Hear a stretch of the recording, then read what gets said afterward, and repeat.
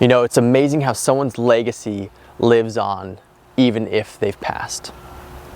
Last week we heard the news about Charlie Kirk, this horrific event that happened last week.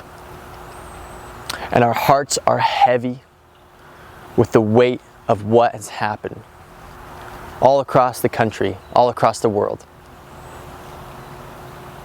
And it's times like these where we can look at an event like this and be so horrified by the evil in this world, or become fearful and intimidated to want to be quiet.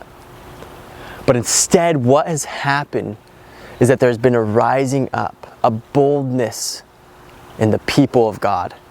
Because Charlie Kirk died for his faith. He was a martyr for the faith.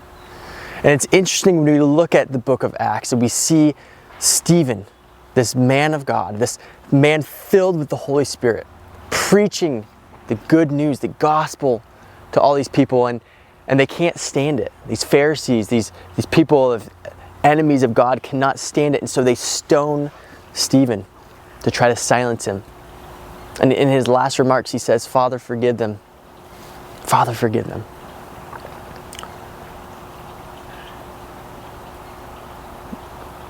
The enemies tried to silence Charlie Kirk's voice and the gospel message that Charlie would take with him to college campuses and everywhere he'd go.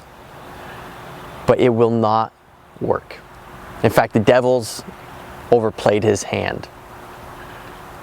And now we're going to see a rising up, a boldness. There's no standing and sitting on the fence anymore. You have to choose a side. And if you've never given your life to Jesus, I want to say that today is that day. Now is that time. Do not hesitate. Do not put it off. Today is that day. And if you're a believer and you felt like you've maybe been silenced or distracted in your faith and from proclaiming the gospel, I want to say now is the time to wake up. Now is the time to stand firm, to be bold with your faith and with the gospel message. There's a revival stirring in this country and in this world. God is doing something new.